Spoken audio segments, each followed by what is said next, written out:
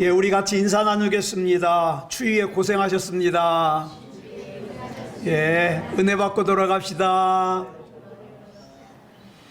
예, 이 시간에는 마태복음 14장 22절부터 27절 말씀까지 읽었습니다.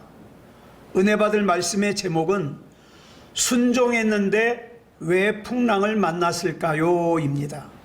순종했는데 왜 풍랑을 만났을까요? 오늘 본문의 상황은 예수님의 제자들이 갈릴리를 건너다가 풍랑을 만나가지고 아주 죽을 고생을 하고 있는 거예요. 먼저 오늘 말씀을 시작하기 전에 질문 먼저 하나 하고 시작하겠습니다. 여러분 생각에는 예수님을 잘 믿으면서 살면 고생을 할까요? 안 할까요? 예? 고생을 할까요? 안 할까요? 예, 많은 사람들이 착각하기를 내가 예수님을 잘 믿고 신앙생활 잘하면 주님께서 내 앞길의 모든 장애물을 미리 다 제거해 주셔서 고생하지 않고 꽃길만 걷게 해 주실 걸로 생각해요. 그런데 과연 그렇습니까? 그렇지 않습니다.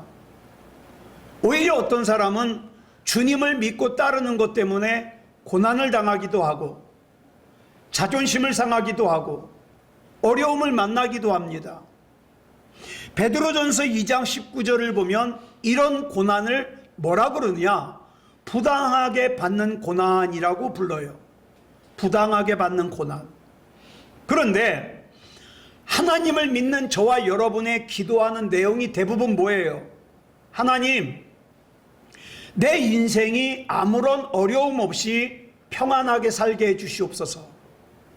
하나님, 우리 가정이 아무런 문제 없이 평안하게 살게 해주시옵소서. 하나님, 우리 자식들이 앞길이 평탄하여 평안하게 살게 해주시옵소서. 이걸 기도합니다. 그러면서 은근히 하나님과 거래를 합니다. 하나님, 제가 예배를 빠지지 않고 잘 참석할 테니까 평안하게 살게 해주십시오. 하나님, 제가 헌금 열심히 할 테니까 부자로 살게 해주십시오. 거래를 해요. 그러다가 이런 사람들이 살다가 어려움을 만나면 당황합니다. 시험에 들어요. 다윗처럼 사울왕에게 쫓기게 되면 시험에 들어요. 사도 바울처럼 하나님의 일을 하다가 감옥에 갇히면 시험에 들어요. 몸이 아파가지고 하나님 앞에 고쳐달라고 기도했는데 내 은혜가 내게 족하다 그러면서 안 고쳐주시면 시험에 들어요. 아브라함처럼 자손이 하늘의 별과 같을 것이고 바다의 모래 같을 거라고 약속을 받았는데 100세가 될 때까지 아들을 안 주시면 시험에 들어요. 그래서요, 많은 사람들이 예배를 떠나기도 하고 하나님을 떠나기도 합니다. 그런데 오늘 본문을 보면 다른 사람들도 아니에요. 예수님의 제자들이에요. 예수님의 제자들이 풍랑을 만나서 죽을 고생을 하고 있는 장면이 나와요. 근데 이 사건이 일어나기 바로 전에 어떤 사건이 있었냐? 오병이어의 기적이 있었습니다. 이날은요, 제자들에게 있어서 죽을 때까지 잊을 수 없는 놀라운 기적을 경험한 날이에요. 어린아이의 도시락 하나 가지고 물고기 2토막하고 보리떡 5덩어리 가지고 남자 장정만 5,000명이 배불리 먹고도 12바구니가 남는 기적이에요. 그런데 이 기적으로 인한 감격이 채 가시기도 전에 본문을 보면 풍랑을 만나서 죽을 고생을 하고 있는 거예요. 여러분, 저는 이런 것이 우리 인생이 아닌가 싶어요. 근데 오늘 본문에서 우리가 주목해야 될 질문이 있어요. 뭐냐?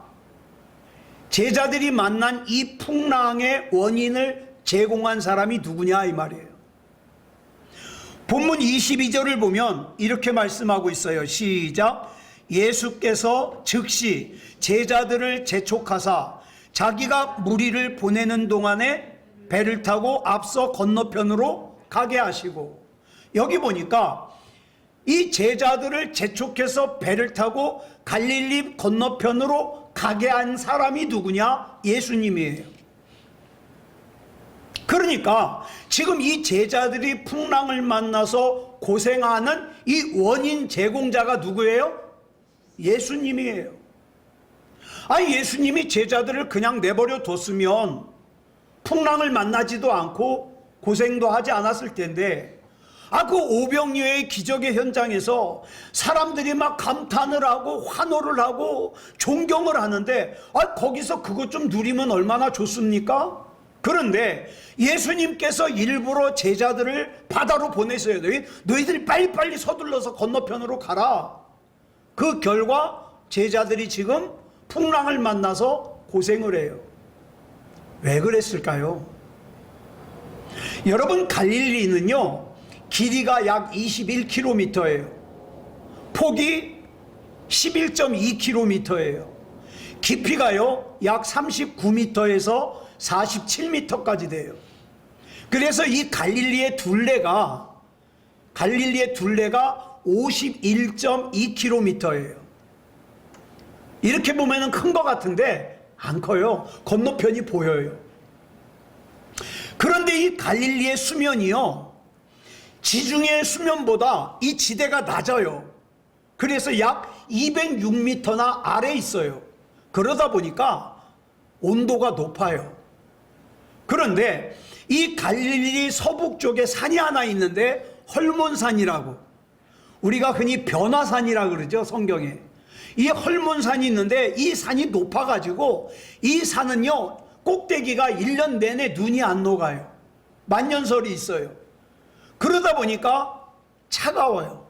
그런데 가끔 이 헐몬산에서 이 차가운 바람이 어디로 불어오느냐? 갈릴리로 불어와요. 그러면 이 갈릴리의 따뜻한 공기와 섞여가지고 막 바람이 강하게 일어나는 거예요.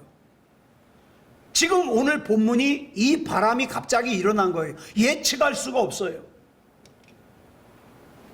자, 그렇다면 예수님의 제자들은 예수님께서 갈릴리를 건너가라고 하셔서 말씀에 순종해서 갈릴리를 건너가고 있는데 왜 풍랑을 만나냐 이 말이에요. 순종했는데.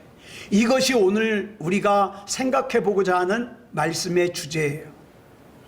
우리는 흔히 설교 시간에 하나님의 말씀에 순종하며 살면 복을 받는다, 만사가 형통한다, 이렇게 들었는데 실제로는 오늘 본문의 상황처럼 내가 예수님의 말씀에 순종했음에도 불구하고 어려움을 만나는 경우가 있잖아요. 이게 첫 번째 오늘 질문이에요. 그럼 두 번째 질문은 뭐냐? 그래요, 100번 양보해서 예수님께서 잠깐 판단을 잘못해가지고 제자들에게 풍랑을 만나게 하셨다면 빨리 해결해 주셔야죠. 빨리 와가지고 풍랑에서 꺼내 주셔야지 되는 거 아닙니까? 그런데 예수님께서 제자들을 언제 구하러 오셨냐? 본문 25절을 보니까 밤 4경에 오셨어요. 밤 4경은요 우리 시간으로 새벽 3시에서 6시 사이예요. 자, 그럼 풍랑이 언제쯤 시작됐냐? 신학자들의 의견이 분분합니다만 보편적인 의견이 뭐냐? 요한복음 6장 16절에 보니까 제자들이 언제 바다로 내려갔냐 하면 저물매 그랬어요. 저물매, 날이 저물면서 제자들이 바다로 갔어요. 자, 그리고 나서 조금 있다가 풍랑을 만난 거예요. 그러니까 바다로 내려갈 때 저물매, 해질녘이면은 뭐 6시, 7시쯤이라고 생각해요. 그런데 한참 갔을 때 풍랑이 일어났어요. 밤 4경이 새벽 3시부터 6시라 그랬으니까 제일 앞으로 잡아도 최소한 밤 9시부터 새벽 3시까지니까 6시간 이상을 고생을 한 거예요. 풍랑을 만나서. 더 충격적인 사실이 뭔지 아세요? 같은 사건을 기록하고 있는 마가복음 6장 48절 보겠습니다. 시작. 바람이 거스름으로 제자들이 힘겹게 노젓는 것을 보시고 누가? 예수님이 갈릴리에서 제자들이 풍랑을 만나 고생하고 있는 것을 예수님께서 모르신 게 아니에요. 보셨어요. 아셨어요. 그리고도 언제까지 기다렸어요? 밤 사경까지 기다리셨어요. 이 말씀을 읽으면서 좀 아픔을 느끼는 게 뭐냐? 우리 삶 가운데 자주 경험되어지는 사건이라 이 말이에요. 내가 이렇게 힘든데, 내가 이렇게 아픈데, 내가 이렇게 두려운데, 그래서 내가 하나님 앞에 간절하게 기도하는데 하나님께서는 내가 힘들고 아프고 두렵다는 걸 아시면서도 그냥 보고만 계시는 것 같아요. 아니, 내가 하나님의 말씀에 순종하지 않고 엉망으로 살아서 내가 어려움을 당하는 거라면 뭐 이해가 돼요. 아, 나는 벌 받는 거야. 이해가 돼요. 그런데 내가 하나님의 말씀대로 순종하면서 살려고 몸부림치고 있음에도 불구하고 내가 이런 어려움을 당했는데 하나님께서 보고만 계셔요. 그래서 내 주변에 있는 예수 안 믿는 사람들이, 야, 예수 믿으면 복 받는다며. 근데 너 왜 그렇게 힘들게 사냐? 그러면 할 말이 없어요. 보고만 계시는 주님을 이해할 수가 없다는 거예요. 그래서 많은 사람들이 어떻게 합니까? 시험에 들어서 하나님을 떠나고 신앙생활을 떠나고 교회를 떠납니다. 그래서 오늘 본문 말씀에서 우리가 이 두 가지 질문을 좀 생각해 보려고 그래요. 첫째 질문, 왜 예수님의 제자들이 예수님의 말씀에 순종했음에도 불구하고 풍랑을 만나서 그 고생을 해야 됐느냐? 두 번째 질문, 왜 주님은 제자들이 힘겹게 고통을 당하고 있다는 걸 뻔히 아시면서도 오랜 시간 동안 그대로 방치하셨느냐? 이 질문입니다. 여러분, 우리가 이 질문을 붙들고 씨름하는 이유가 있어요. 많은 사람들이 예수님을 어떻게 생각하느냐? 내 문제를 해결해 주시는 문제 해결사라고 생각해요. 그런데 내 문제를 해결해 주시는 문제 해결사라고 생각했는데 내 문제가 해결이 안 되잖아요? 믿음이 흔들리는 거예요. 그러나 복음은요, 예수님께서 내 삶에서 문제를 없애주시는 분이기 이전에 어떤 분이에요? 죄와 죽음을 해결하기 위해서 이 땅에 오신 구원자라고 소개하고 있어요. 여기서 중요한 게 뭡니까? 관점의 차이예요. 제자들이 보는 관점과 예수님이 보는 관점이 다르더라는 거죠. 이 말은 곧 무슨 뜻입니까? 내가 보는 나의 관점과 예수님의 관점도 다를 수가 있다는 거예요. 관점이라는 단어의 뜻이 뭡니까? 국어사전을 찾아보니까 어떤 사물이나 현상을 관찰하거나 파악할 때 그 사람이 보고 생각하는 태도나 방향이에요. 그러니까 같은 사건을 놓고도 해석하는 관점이 다를 수 있다는 거예요.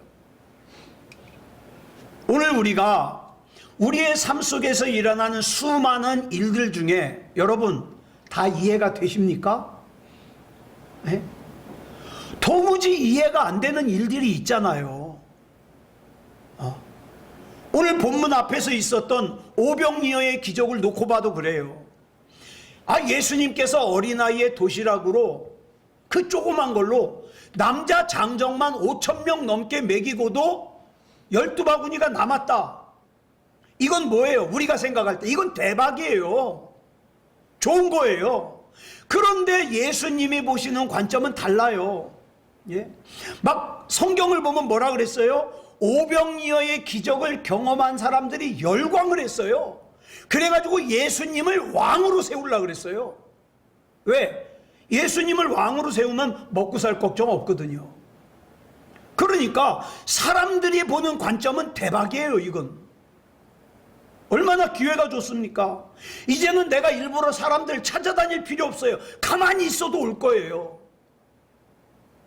그런데 어찌된 영문인지 예수님은요, 이 상황을 위험한 상황이라고 판단하셨어요. 그래가지고 어떻게 합니까? 여기 더 있으면 안 되겠다. 그래가지고 막 제자들을 서둘러서 야 빨리 배 타라, 건너편으로 가라. 그리고 예수님도 그 자리를 떠나서 산으로 가셨어요. 이해가 되십니까? 이게 예수님의 관점이에요. 위험하다. 사람들은 대박이라고 보는데 예수님은 위험하다. 자, 본문 22절로 23절 보겠습니다. 시작. 예수께서 즉시 제자들을 재촉하사 자기가 무리를 보내는 동안에 배를 타고 앞서 건너편으로 가게 하시고 무리를 보내신 후에 기도하러 따로 산에 올라가시니라. 저물매 거기 혼자 계시더니. 지금 오병이어의 기적으로 열광하는 군중들을 보시는 예수님의 관점은요, 대박이 아니에요. 위기예요. 위험해요. 여기 제자들을 더 뒀다가는 위험하다. 나도 위험하다. 위험해요. 그래서 예수님께서는 제자들을 빨리 배를 태워서 보내고 예수님도 그 자리를 떠나셨어요. 우리 사람들의 관점으로는 도무지 이해하기 힘든 그런 행동이죠. 우리 흔히 뭐라 그래요? 물 들어왔을 때 노져야 된다. 그죠? 물 들어왔을 때 노져요. 사람들의 관심과 인기가 지금 모아졌을 때, 아, 이때 사람들 많이 모였을 때 복음 전하면 얼마나 좋아요? 대박 아닙니까? 그런데 예수님은 위기라는 거예요. 네. 여러분, 그렇다면 신앙생활이 뭡니까? 지금까지 익숙한 내 관점을 내려놓고 예수 그리스도의 관점에 내 관점을 맞추는 거, 이게 신앙생활이에요. 많은 불신자들이 자기가 예수 믿지 않는 이유를 여러 가지로 설명합니다. 아유, 교회에서 헌금 강요해서 가기가 싫어. 교회가 타락해서 가기가 싫어. 아무개가 꼴배기 싫어서 교회 가기 싫어. 이유가 많죠. 그러나 진짜 이유는 뭐예요? 하나님이 안 믿어지는 거예요. 하나님이 믿어지지 않기 때문에 헌금이 아까운 거예요. 하나님이 믿어지지 않기 때문에 예배 드리는 게 귀찮은 거예요. 하나님이 믿어지지 않기 때문에 용서하는 것이 손해보는 것 같은 거예요. 자, 그렇다면 지금 내가 하나님께서 있으라 하신 자리에 있는데도 어려움을 당해요. 다시 말해서 내가 잘못을 해서 힘든 것이 아니라 내가 하나님의 말씀에 순종했음에도 불구하고 어려움을 당하고 있다면 하나님께서는 왜 빨리 나를 이 어려움에서 꺼내주지 않으실까요? 이 문제의 답을 찾기 위해서 본문의 상황을 우리 한번 생각해 보자고요. 지금 제자들이 배를 타고 있어요. 근데 갑자기 구름이 몰려오기 시작합니다. 처음에 제자들은요, 이 제자들은 다 거의 다 누구냐면 갈릴리에서 물고기 잡으면서 잔뼈가 굵은 사람들이에요. 그래가지고 풍랑이 오잖아요. 우스워요. 왜? 풍랑 한두 번 만났나? 그래가지고 바람이 불기 시작하잖아요. 물결이 높아지기 시작하잖아요. 그러면 이래요. 아, 바람이 이렇게 불면, 아, 이렇게 돛을 돌리면 돼. 아, 이렇게 노를 저으면 돼. 벌써 딱 나와요. 처음엔 자신만만했을 거예요. 근데 만약에 그때 예수님이 오셨다면 제자들이 뭐라 그랬겠어요? 아유, 예수님 그냥 좀 더 쉬다 오시지. 뭐하러 그렇게 일찍 오셨어요? 우리끼리도 이 문제 해결할 수 있는데. 목수 출신이신 예수님께서 뭘 아신다고 그랬을 거예요. 그런데 아까 예수님이 언제 오셨어요? 밤 사경에 오셨어요. 이 밤 사경이 상징하는 게 뭡니까? 처음에 자신만만하던 제자들이 이 방법 저 방법 자기가 알고 있는 거 다 동원해가지고 이 문제를 해결하려고 했지만 도무지 해결할 수가 없어서 이제는 안 된다. 내 힘으로는 이 문제를 해결할 수가 없구나. 이제는 포기다. 이제는 절망이다. 이걸 깨닫는 시간이 바로 밤 사경이에요. 여러분, 혹시 여러분에게 문제가 있으십니까? 문제가 있는데도 하나님 앞에 간절하게 기도하지 않는다면 무슨 뜻이에요? 아직 여러분에게 다른 인간적인 방법이 남아있다는 뜻이에요. 아직 누군가에게 도움을 청할 사람이 있다는 거예요. 그러니까 애절하지 않은 거예요. 간절하지 않은 거예요. 아직 내가 마지막으로 사용할 카드가 남아있으니까 하나님 안 찾아요.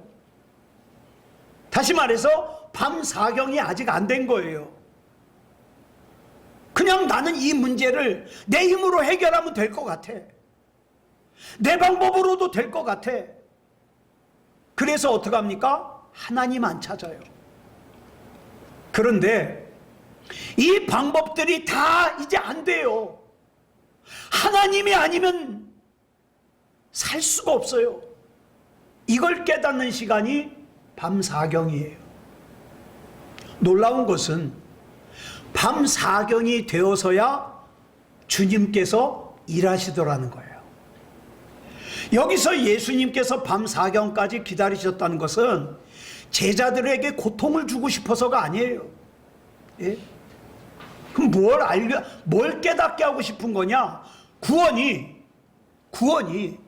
너희들의 노력과 너희들의 애씀으로 되는 것이 아니라 전적으로 하나님의 은혜라는 것을 깨닫게 하고 싶은 거예요. 여러분, 내가 아직 뭔가를 할 수 있을 동안에는 우리가 기도할 때 뭐라 그래요? 하나님, 날 좀 도와주십시오 그래요. 예? 하나님, 이 문제가 해결될 수 있도록 도와주십시오. 도와달래요. 그런데 이 방법 저 방법 내 힘으로 절대로 될 수가 없을 때 뭐라고 기도합니까? 하나님, 날 좀 구원해 주십시오 그래요. 달라요. 도와주십시오와 구원해 주십시오는 달라요. 내가 아직 방법이 있을 때는 예수님은 한낱 뭐에 불과해요? 도와주시는 분에 불과해요. 그런데 나에게 방법이 없을 때에는 구원자예요. 하나님이 아니면 나 안 돼요. 안 돼. 여러분, 지금 여러분에게는 하나님이 도우시는 분입니까? 구원자이십니까? 그래서 밤 사경은 하나님이 아니면 안 되는 시간이에요. 여러분, 욥기를 보면 욥기 35장 10절에서 욥이 하나님을 뭐라고 표현하느냐? 밤에 사람으로 하여금 노래하게 하시는 분이라고 표현하고 있어요. 하나님이 아니면 안 되는 이 밤중이 바로 밤 사경이에요. 그러므로 저와 여러분이 만약에 지금 밤 사경을 만났다면 빨리 내 수단과 방법을 내려놓고 주님이 아니면 안 된다고 고백하는 것이 지혜예요. 이게 지혜예요. 내 힘으로 이것만큼은 할 수 있다는 자신감 때문에 간절하게 기도하지 않고 굳이 하나님이 아니어도 된다고 생각하는 그 태도가 꺾이는 순간 그 사람은 하나님 앞에 간절하게 매달리게 되어 있어요. 그 시간이 밤 사경이라고요. 여러분, 우리가 당하는 고난에는 다 이유가 있습니다. 뭐 내가 죄를 지어서 고난을 당할 수도 있고요. 내가 미련하게 행동해서 고난을 당할 수도 있고, 뭐 고난 당하는 이유가 다양하겠죠. 그런데 아까 앞에서 베드로전서 2장 19절에서 뭐라 그랬어요? 나는 정말 하나님 말씀대로 살려고 했음에도 불구하고 고난을 당해요. 이거는 부당하게 당하는 고난이라 그랬어요. 옛날 개역 성경에는 뭐라 그랬어요? 애매하게 당하는 고난이라 그랬어요. 예. 다시 말해서 여러분, 내가 왜 이 고난을 당해야 되는지 알 수가 없어요. 그럼에도 불구하고 이 부당하게 고난을 받는 사람에게는 두 가지의 복이 있습니다. 어떤 복이 있을까? 첫 번째 복은 주님의 능력을 경험하는 복이 있어요. 예를 들어 볼게요. 오병이어의 기적이 일어났잖아요. 이제 제자들을 예수님께서 재촉해서 배를 태워서 건너편으로 가라 그랬는데 베드로가 싫어요. 난 여기 있을 거예요. 안 탔어요. 나머지 제자들은 배를 타고 가다가 풍랑을 만나가지고 고생을 했어요. 근데 베드로는 안 갔어요. 그 풍랑을 안 만났어요. 기분 좋게 사람들의 칭찬을 들으면서 베드로 씨, 당신의 선생님은 어쩌면 저렇게 능력이 있으셔요? 막 칭찬을 들으면서 으쓱하면서 그 밤을 지냈어요. 그렇다면 어떻게 됐을까요? 베드로는 거기 남았기 때문에 밤 사경에 자기를 구하러 오셔서 풍랑을 잠잠케 하시는 예수님을 경험하지 못했겠죠. 다른 제자들은 고생을 했겠죠. 자, 그러면 질문할게요. 밤 사경을 경험한 사람들의 믿음이 더 좋아지겠습니까? 밤 사경을 경험하지 않은 사람들의 믿음이 더 좋아지겠습니까? 밤 사경을 경험한 사람들의 믿음이 더 좋아지겠죠. 물론 우리가 하나님의 말씀에 순종했음에도 불구하고 부당하게 고난을 당할 때가 있습니다. 분명히 있어요. 그렇지만 이 부당하게 고난을 당하는 이 시간은 우리가 하나님의 능력을 경험할 수 있는 복된 기회예요. 우리의 믿음이 더욱더 믿음다운 믿음이 될 수 있는 기회예요. 하나님께서 우리로 하여금 이렇게 풍랑 가운데 주님의 능력을 경험하게 하시는 이유는 오해하면 안 돼요. 우리가 대단한 믿음의 사람이 되게 하기 위해서가 아니에요. 그러면 왜 경험하게 할까요? 나를 구원하신 분이 누구신지를 분명하게 알라고 경험하게 하시는 거예요. 네. 그러므로 저와 여러분이 신앙생활하다가 경험하는 기적, 하나님의 능력의 목적은 우리를 더욱더 하나님 앞에 가까이 가도록 이끄는 표지판이라고 할 수 있어요. 그거 뭐 이 사람 저 사람 붙들고 자랑하라고, 말이야 내가 기적을 경험했는데 말이야 그러면서 자랑하라고 주신 게 아니라 조금이라도 더 하나님 앞에 가까이 가라고. 우리 하나님은 오늘도 일하고 계십니다. 일하시되 내가 원하는 시간에 맞춰서 내가 기대하는 방법으로 일하시는 것이 아니라 하나님의 시간인 밤 사경에 하나님의 방법으로 일하십니다. 그러니 우리는 하나님을 의심하면 안 되죠. 그 다음 예수님의 말씀에 순종하다가 풍랑을 만난 제자들에게 주신 두 번째 복이 뭐냐? 주님의 위로하심을 경험하는 거예요. 본문을 보면 예수님께서 제자들이 고통받는 현장에 오셔서 제일 먼저 하신 일이 뭐냐? 풍랑을 잠재우는 일이에요. 풍랑을 잠재우는 일. 그런데 그 전에 하신 게 있어요. 뭐예요? 제자들을 위로하셨어요. 자, 본문 27절 볼까요? 시작. 예수께서 즉시 이르시되 안심하라. 나니 두려워하지 말라. 사람은 어려운 고통을 당할 때, 저와 여러분이 어려움을 당할 때 물론 그 어려움이 어렵기도 하지만 힘들기도 하지만 더 힘든 게 뭐예요? 하나님을 믿는 저와 여러분이 내가 믿는 하나님께 버림받았다는 느낌이 더 힘든 거예요. 하나님이 진짜 살아계시다면 나를 이렇게 내버려 두실 수 있을까? 이게 더 힘든 거예요. 그래서 하나님께서 일하실 때 제일 먼저 하시는 일이 뭐냐? 위로하셔요. 위로하셔. 안심하라. 나니 두려워하지 말라. 위로의 손길을 내미셔요. 그런데 이 말씀에서 중요한 것은 문제가 곧 해결될 것이다가 아니에요. 뭡니까? 내가 여기 있다는 거예요. 내가 여기 있다. 안심하라. 나니까 두려워하지 말라. 내가 여기 있다. 여러분, 저와 여러분이 살면서 하나님 앞에 기도하는데 제일 좋은 응답이 뭐냐? 내가 여기 있다. 이 음성 듣는 거예요. 내가 여기 있다. 베드로는 예수님께서 오시는 걸 확인하자 주님이 맞으시면 나도 무리를 걷게 해주십시오. 그러자 예수님께서 오래요. 자, 그런데 본문 28절에서 베드로가 바다를 걷기 전에 뭐라고 고백합니까? 주여, 만일 주님이시거든.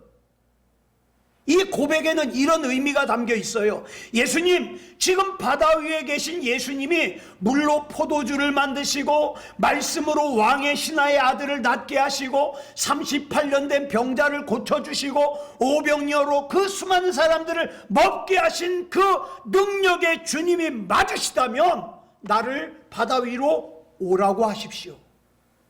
그 뜻이에요. 이 믿음에 대한 대답으로 예수님께서 오라 그러셨죠.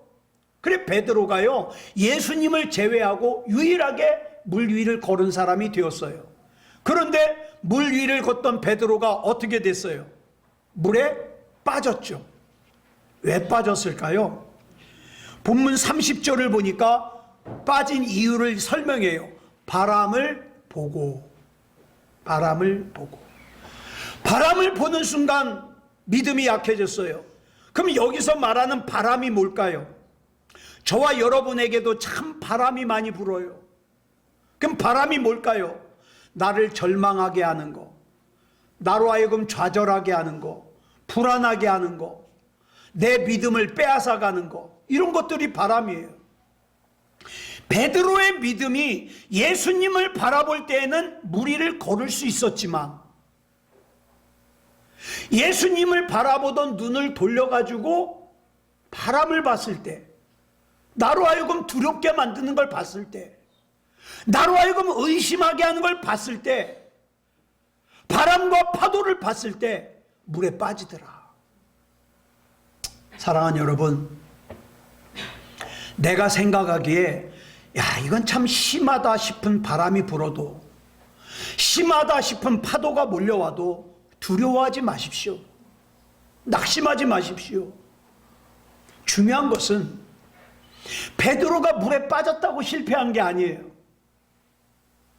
여러분, 성경을 보면 참 기가 막혀요. 베드로가 물에 빠졌을 때 베드로가 예수님 손 잡았어요? 예수님이 베드로 손 잡았어요? 예수님이 베드로 손 잡았어요. 예. 이게 중요한 거예요. 이게 복음이에요. 우리의 믿음이, 우리의 뭐 대단한 믿음이 나를 구원하는 게 아니라 그 믿음으로 말미암아, 그 믿음을 재료로 해서 나를 붙잡으시는 예수 그리스도의 손이 나를 구원하신다. 예수 그리스도의 손. 그 예수 그리스도의 손이 지금도 나를 붙잡고 계신 거예요. 사랑하는 여러분, 오늘도 저와 여러분의 인생에는 다양한 풍랑들이 있어요. 그죠? 풍랑들이 있어요. 어떤 풍랑은 내가 잘못해서 만든 거예요. 어떤 풍랑은 마귀가 날 넘어뜨리려고 보낸 거예요. 어떤 풍랑은 하나님께서 내 믿음을 테스트하시려고 보내신 거예요. 그러나 분명한 거 한 가지가 있습니다. 그 어떤 풍랑도 나를 해할 수가 없다. 왜요? 나를 해하려면 먼저 누구를 통과해야 돼요? 예수님을 통과해야 돼요. 네? 적어도 저와 여러분이 그런 존재예요. 네. 우리 주님께서 나와 함께 계시고 나를 붙드시고 보호하시기 때문에 나를 해하려면 먼저 예수님을 통과해야 돼요. 그러니까 아무것도 염려하지 말고 주님만 바라보시기 바랍니다. 주님, 내 눈을 열어 주님 바라봅니다. 나는 방법이 없습니다. 나는 힘이 없습니다. 나는 세상에 의지할 것이 없습니다. 그래, 나는 주님만 바라봅니다. 주님이 일하여 주시옵소서. 이 믿음 가지고 승리하시는 저와 여러분이기를 그리스도 예수님의 이름으로 축복합니다. 기도하겠습니다. 사랑하는 주님, 감사합니다. 우리가 살면서 많이 가지는 질문, 내가 하나님의 말씀에 순종했는데 왜 이 풍랑을 만났지? 그래, 풍랑을 만나는 것까지는 좋은데 왜 빨리 해결해 주시지 않지? 이 질문에 대한 답을 살폈습니다. 하나님, 우리가 하나님 의심하지 말게 하시고 살아가다 풍랑을 만나도 우리 주님 바라보는 시선을 다른 곳으로 돌리지 않게 해 주시옵소서.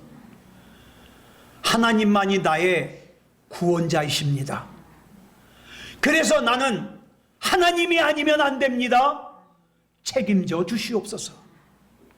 모든 것을 맡겨드리오며 그리스도 예수님의 이름으로 감사하며 기도드려 싸움나이다. 아멘.